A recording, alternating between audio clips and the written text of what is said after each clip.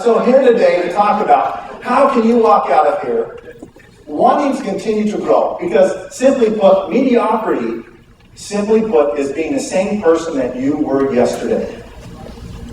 Mediocrity is being the same person that you were yesterday, that you did not become better, learn something new, or contribute to make a difference. So really the ownership advantage, taking life by the helm, has everything to do with that. Where I live a life of purpose. Where I live a life that I feel like I'm in control of my life, and I feel like I'm growing, and I'm contributing. That's the ownership advantage, taking life by the helm.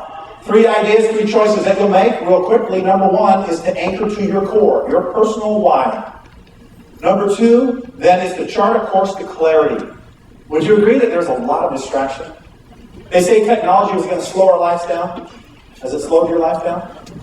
Research shows us it speeds it up by about 300%. Boy, we've got to get clarity in a world of distraction. Lastly, then, is to set sail, is to do something different, is to take action. And say, take action on what matters the very most in my life. Because ultimately, I want to have a sense of peace in my life in a world that's coming at us so fast. So fast. My goal, ultimately, when you leave here today, is for you to be able to look over your day at day's end and say, I'm glad that I lived the life I did today. That will be the ultimate test in our lives. Are you glad of the life that you're living? The first piece we're really going to look at then is anchoring to your core. And there really is no lasting peace in our life unless we live from that core. What is important to you? What is it that you're willing to battle for anytime, anywhere, no matter what? That core, that why, that's important to you. Because if we don't know what that is for us, how do you know when you've arrived at your goal if you don't know what that goal is? And so truly to understand, what is that core for you? If this is what I say is important, and this is my behavior, and these two are not in concert, there will be no peace in my life. If what I say is important, what I do, again, are in concert, then I have a legitimate claim on peace and fulfillment in my life. It's just like the Earth's core. If the Earth's core were to disintegrate and to disappear, this Earth would no longer be. The Van Allen belt that creates an atmosphere that we can live and breathe would be gone.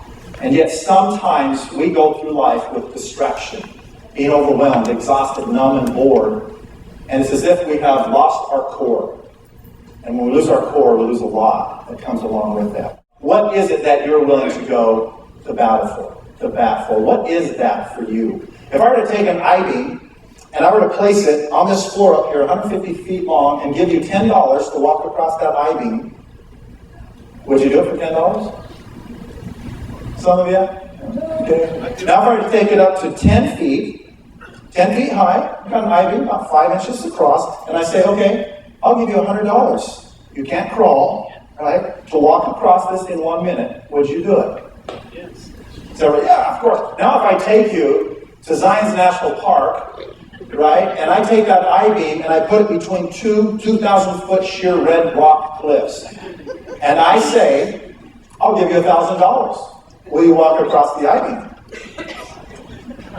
Now, a couple of you said, yes, we need a drug test, some of you. I saw you. Okay, we're going to talk that. Now, 2,000 sheer feet, red rock cliff. And I say to you, would you walk this I-beam for $1 million? Now, before you answer, let's say that there's a slight breeze. Okay, we've got a slight breeze.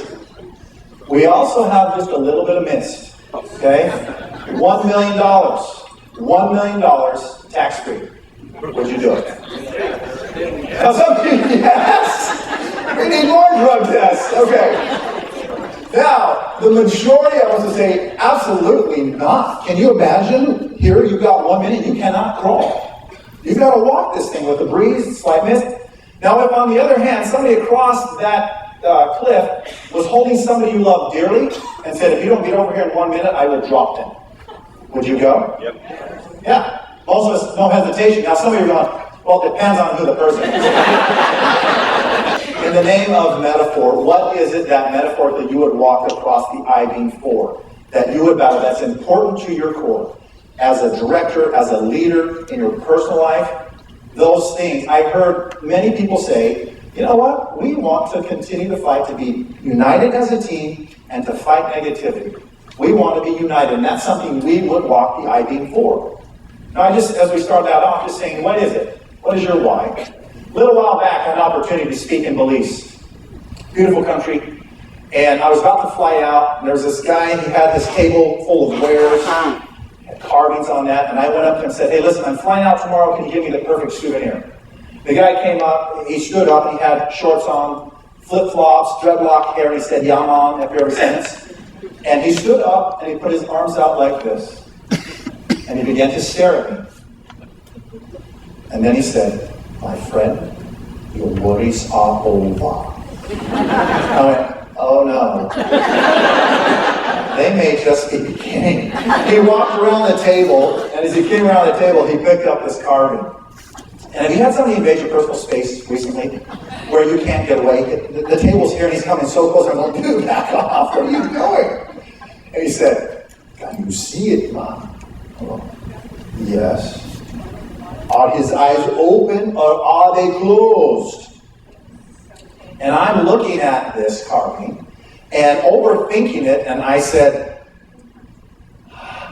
they appear to be closed. He said, right, Mom, you're wiser than you appear. This is the mask of the sleeping prince, and the only way he can wake up is if he does what? Now I feel like I'm on a game show. What is open his eyes for 500? It's right, man, right. And then he began to poke me in the chest for points of emphasis. And I can still see his long, gnarly finger poking me on the chest. And he said, and you, my friend, you are the sleeping prince, and it is time for you to wake up. At this point, I'm like, just let me get out of here, help! He wasn't done with me. He then grabbed my hand, and he held it on my chest. And he held it there for what seemed an eternity. He said, do you feel that? Yes. He said, that is your heart. And your heart beats today for a reason. And you must find out why today. Because hell will be meeting a person that you could have become today. And the contribution that you could have made today. And then he stepped back and he plainly said, now do you want it or not?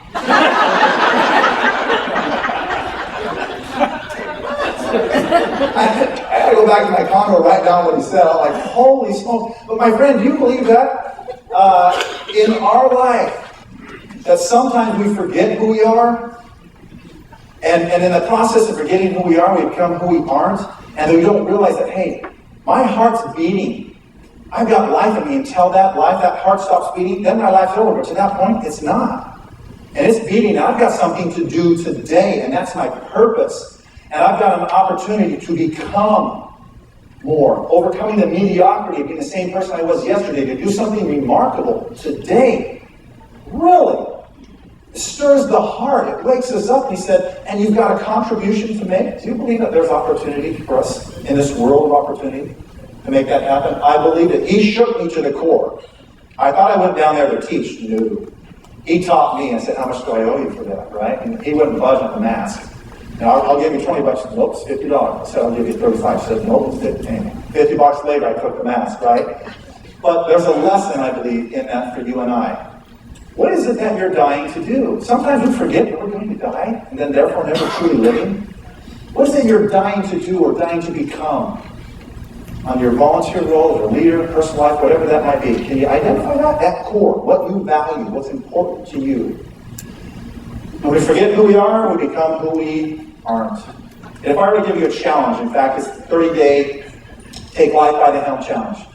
Give you a challenge to identify in the next 30 days who you would like to become in your role at your credit union or in your personal life. In one word, organized, compassionate, positive, whatever that might be. Can you identify in one word who you'd like to become? How about the contribution you'd like to make? The difference. The contribution that you'd like to make. This takes courage. But in our world right now, we need courage. We need courage to enlist our heart, all of our powers, an adventure to have. And I double dog dare you to identify in the next 30 days the person you'd like to become in one word. Just keep it simple, and then the contribution that you'd like to make. Because it can bring miracles into our lives. The most important decision you will make today is deciding what is most important in your life. Alice in Wonderland goes up to the Cheshire Cat and says, "Which way should I go at the fork in the road?" And the Cheshire Cat said, "Where are you going?" And she said, "I don't know." And he said, "Then it doesn't really matter." Often we get up day in and day out, we don't identify what's important, we don't make a plan for that and say, who do I want to become? How do I want to contribute today? This is saying take just a moment to identify what is most important in your life. That's the most important decision that you will make today. You don't wake up one day and find yourself on top of the Grand Teton or Mount Everest, like Zig Ziglar said, and just go, wow, how did we get on top? How did this happen, Mark? We're on top of the Grand Teton, for crying out loud. It takes a plan. When we want to live a remarkable life, it takes a little bit of effort. Here's my core. Here's what's important. Here's what I'm willing to do. I've asked you this idea. We want to live a remarkable life. How can I live a remarkable life today? And a while back, I made this goal that I wanted to be more service-oriented. That was one of my goals. I wanted to be more service-oriented, take opportunity. I don't know about you, but have you ever found a good time to serve another person? Because it generally doesn't happen. I'm in the Oakland airport, and I've got my briefcase strapped around me, and I'm bolting off to my gate, and I see a lady that she's in a double-wide wheelchair. She weighed probably 500 pounds, and she literally was taking her foot and inching that wheelchair with her one foot, inching along the corridor on carpet. And I'm thinking to myself, there's somebody who's got more time than I do as I zoom past her, right? Thinking somebody should help her. You know that little conscience that said, Doug, you're the guy, go help. I don't have time. I'm having as though I'm Doug. Come on now. What was your mom thinking? Turned around, went back. I said, ma'am, could I help you? And she said, oh, please, just as a bead of sweat dripped off her nose. She said, that would be so nice. And so I put my hands on that double-wide wheelchair, and I began to push this wheelchair on the carpet up a slight incline. I weigh about 200 pounds. I'm starting to bead sweat. I'm starting to go, holy smoke. This service stuff is not taking too far. I continue to push up the incline. I'm thinking, I would really love to see something different happen. A little decline would be great. Well, they were doing construction at the Oakland airport, and sure enough, there was a wood ramp that they had built. And so I'm thinking, hallelujah. This is wonderful. So we started going down that ramp, okay? And it doesn't take a physicist to figure out where this is headed. We started building momentum. I see at the end of that little makeshift ramp, it said, a construction sign that said, caution, do not enter. And it was a wooden, they shut it off with a wall. And we're starting to build this momentum. This ramp is looking like something Evel Knievel has concocted. I'm feeling more like a 747 on takeoff. We start to build that weightless feeling you get on a roller coaster, and the lady's going, son, slow down, what are you doing? I'm like, man, I'm trying to. And I can just see the headline, motivational speaker kills woman in Oakland airport, smashing her against the wall. With every ounce of energy I could muster, I turned at the very last minute and missed hitting that wall by about a centimeter. We stopped, came to a rolling stop. I'm a sweaty mess. Her eyes now like big bird eyes, and she said, thanks, I'll take it from here. Now, my friends, I do want you to identify who you want to become, because that is the only sign of life. Just don't kill anyone in the process, okay?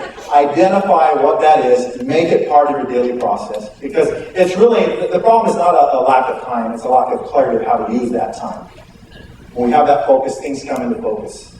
We can make sure we're taking care of what is most important. Procrastination is the beginning of depression. Did you know that? The more you procrastinate, the more depressed we become. And yet, the antidote for that is action. Taking the right action based on clarity. Where we act, where we do, where we make it happen. Passivity and leadership have never been combined. A leader, you see, passivity is never part of true leadership. They do not go together. They're oil and water. Passivity, procrastination. We want to continue to take that action, to be alive inside. Passivity and leadership never are the same from that. So, this idea, I want to have some fun. And what do you believe? What comes first, action or motivation? 90% of us, it's motivation. Of course, no, it's not. 90% of us are wrong. Action comes first. I know this is arguable, but action comes first, and then the motivation will follow. When I had a paper out, when I had to get up early in the morning, did I ever feel motivated to do it? Never. Do we have any exercisers in here to get up at 5 in the morning and exercise? Right? Most of the time on a cold winter's day, do they feel motivated getting out of bed? No. They take action, then the motivation will follow. See this movie? And it came out in the late 90s. I don't necessarily recommend the movie, but there's one thing that I thought was priceless. Jack Nicholson, right? He's this guy who works his whole life for one day. His whole entire life, he's worked for one day. What one day was that? Retirement. Some of you said that with a little bit of energy. Retirement, yeah! He retired. He and his wife were now going to enjoy life. They bought this beautiful RV. They were going to go travel the country. They were going to enjoy life. Well, along the journey, she, before they even began the journey, has a heart attack and dies. And he's now going, hold on, that's not the way life was supposed to happen. I don't know about you, sometimes as life goes along, it doesn't exactly go the direction we'd like it to go. Well, that's exactly where he was at. And then he's met with this question of, who am I now? What's my identity? What do I do? And he said, as he gets lost on this road to self-discovery, he ultimately says to himself, I guess in the grand scheme of things, we're all pretty insignificant. In the grand scheme of things, we're all pretty insignificant. And I guess the only question we can really ask ourselves is, did I make a difference?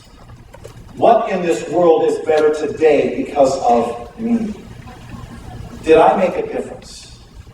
Did I contribute? Did I become? What in this world is different today because of me? Now you realize this, statistically speaking, 1 out of 3 people have some form of mental disorder. Okay, 1 out of 3. So if you look at your 2 best friends and they're normal, you're in. Okay? We want to be the kind of person, and you know what I'm talking about, right? We want to be the kind of person that when you walk into the room, right, and there are 2 types of people. There are those who brighten the room when they walk into it, and there are those who brighten the room when they leave. Right? We do not want to be the latter. We want to be that person who comes in, and we bring energy. We're making a difference. We're doing something different. A while back, I was at the airport, and a little girl, or about 6 years old boy, was holding a sign.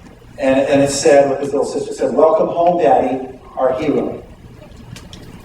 Now that sign kind of piqued my interest. I mean, you see a lot going on in the airports, and typically I'm just getting through TSA, let me move on. This was the only time I can remember wanting the line to go slow, because I wanted to see a hero, and I wondered what this hero would look like. Well, that little boy kept looking down that corridor, looking for a hero. And then all of a sudden, his eyes lit up like a Christmas tree, dropped the sign, and then those little arms and legs just began to run down this corridor, zoomed past the TSA agents. They tackled him, handcuffed him, and took him away. Oh, they did. Oh, they did. But he continued to run, and then here came this hero, and I wanted to see this hero. This hero was dressed in fatigues. This hero clearly was serving our country, answering the call of duty, taking the helm of his life to make a difference in this world, to help all of us. As he continued to run down, that little boy, have you witnessed a full body bear hug recently? Have you seen that? A full body bear hug. I'm not just talking arms. That little boy, he jumped, arms and legs, and then boom, against that hero. Now that hero, big guy, didn't even impact him. He had a big neck, big arm, huge muscles, kind of looked like me if you want a visual. But every now and again, as a human, there's that part that's alive inside of us that then connects to that part that's alive inside of somebody else. This, I believe, is the advantage that we have being in the credit union world. And in that moment, when I saw that little boy just nestle his head and tuck right into that soldier, that warrior, something beautiful happened. And I could see the warrior's face. He was overcome. And he began to flush. And then you can say, have you ever tried not to cry when you feel overwhelmed with emotion? I could tell he was trying not to cry. What happened? He began to weep as he held his little buddy. And I can only imagine that there was a conversation. At one point, that warrior knew he may not come back. And that little boy, that little 6-year-old boy, he knew the gravity of that situation, that I may not see Dad again. And it was a joyous occasion to see the two hugging right there. It was beautiful. I don't think there was a dry eye in the corridor as this warrior was weeping. I can't prove it, but I think the TSA agents were moved as well. As I then walked to my gate, the thought went through my head, what is it like when I come home? How am I received with my little ones? And it's more like, crap, he's home! Look, busy, clean up, hurry! As I walk in the door, who spilled the milk? Who trimmed the cat? Who cut her hair? What? Right? My heart doesn't yearn for that. That's not what I yearn for, but often, I don't know about you, but sometimes life can come at us quick. There's not a person in here who doesn't have something weighing heavy upon their heart. There's joys. But there's not a person in here who doesn't have something that they're worried about. It makes us human. That's the beautiful thing. We keep on moving forward. As I continued to walk to that gate, I thought, you know what, heroes, if there's ever been a time in my life that we need heroes, it's right now. It is right now. We need you in your position. You help me fulfill my dream, if you will. We need the hero that only you can give. Your heart beats today for a reason. There's a purpose in your being alive today, whether it's with a member, a co-worker, a neighbor, or the checker at Walmart. It doesn't matter. We need heroes. Who in your life right now needs a hero to reach out to them? In your personal life. Can you think of that person? I give you a challenge to reach out to them. In your position, where's the opportunity?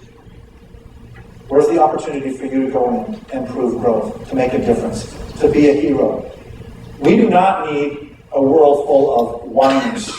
Another person witching and moaning about problems. Anyone can do that. That's easy. But to be a hero and fully alive, living with heart, in a world that wants to kill your heart. And it will, if you allow it to. Versus saying, I choose in this moment to be alive. I choose to become, to make a difference. I choose to live from that core, to create clarity and to act on that clarity every single day for the next 30 days. And I want to come back, leaving this convention with incredible information and make a difference.